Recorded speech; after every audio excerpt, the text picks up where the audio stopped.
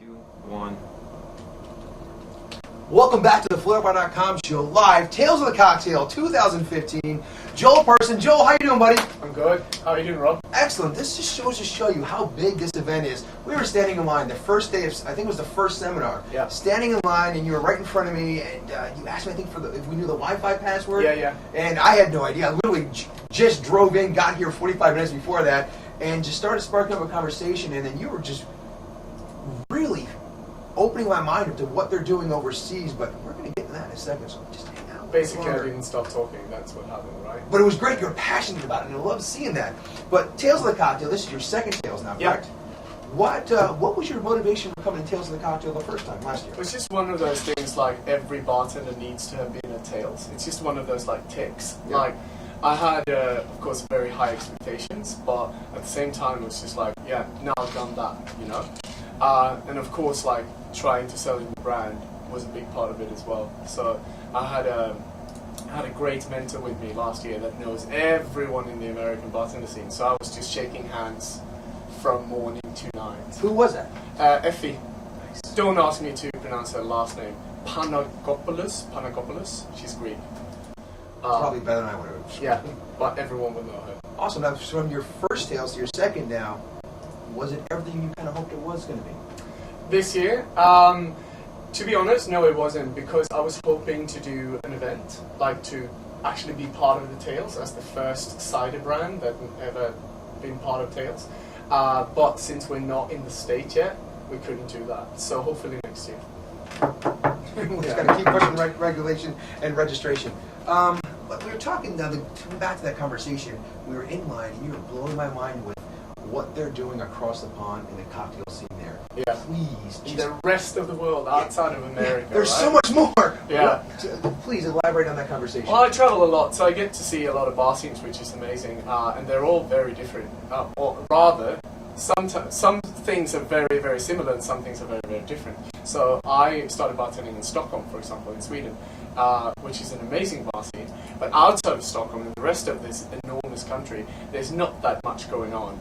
There's a couple of cities that has great bars as well, but Stockholm is really like the center point. In London, of course, which is one of the leading bar scenes in the world, everything is going on, and there's new bars opening every week with all kind of quirky stuff going on, like White Lion, for example, which I told to you about, which pre-batches all the cocktails, doesn't have any citrus, doesn't have any ice in the whole bar, and the back bar is just these big fridges where they just pop a bottle and pour it into a chilled glass, which is amazing. And it works. Yeah, absolutely. They won. So, best bar in the world. Now, what's going on with the Swedish bar scene? So the Swedish bar scene, as I said, I think it's amazing, but it's very Swedish. So it's hard to sort of reach out into the international market. We have our own language, which no one else understands, you know. But that's what I really, really want to see at Tales in the future. The Swedish bar scene sort of becoming global. So we have lots and lots of bartenders from all over the place. Like the guys from Dead Rabbit has been over. The guys from Happiness Forget gets over regularly. Like they're friends of my Swedish friends that works in the Swedish bar scene. So hopefully it will spread. I know that there was a couple of Danish bars that was nominated for Tales this year, which is amazing to see. It's just so much fun to see these small countries, you know, represented. It's getting more and more worldwide, and the lines of communication are getting bigger and bigger, which is great. Now, you kind of touched on it earlier, Berlin cocktail scene. Or Berlin Cocktail Week, what's the official? Yeah, I haven't actually been, Okay. to be perfectly honest. I've heard been rumors, there, yeah. But I will be going this year. And it's getting bigger and bigger and bigger, but it's still separated from the American bar scene, you know?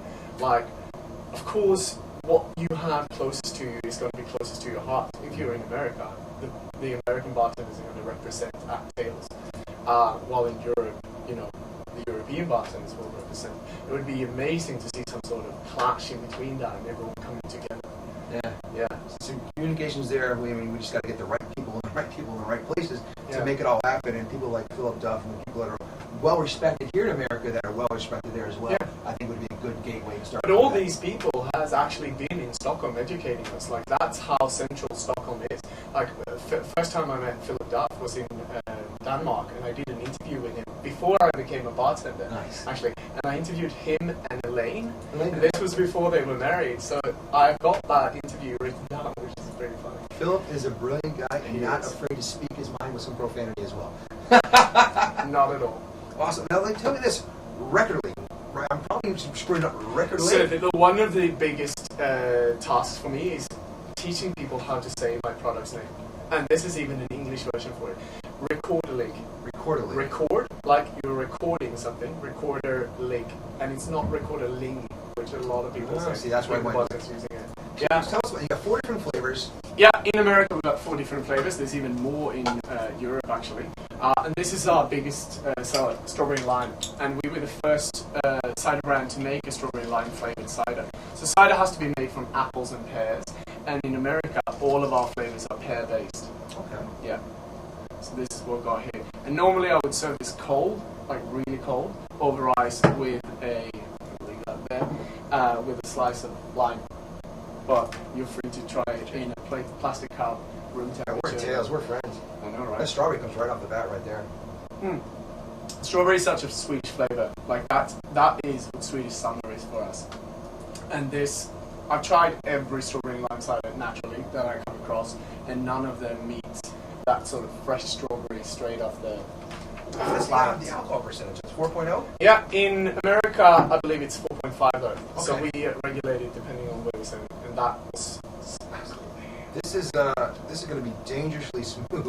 I can see this on the beach, drinking it, behind a bar, and just going all night, all day with it. And probably waking up with not much effects. less effects at least. True. Now, okay, we're at Tails now. You're here. What was your favorite thing at Tails this year? That's such a hard question. Between all the seminars, all the events. You know what? Like hanging out with this local New Orleans girl that I've been hanging out with for a couple of days, that would have been amazing to like come from another country and be with the locals. That's Just what I see look the for. inside. Yeah, Yeah. exactly. Now, how did that work out? You're just in line talking again, like we were talking, or at a bar, or? It was because I'm vegan. So that's where it started. And she's also vegan. She started telling me all these places where I can go and eat.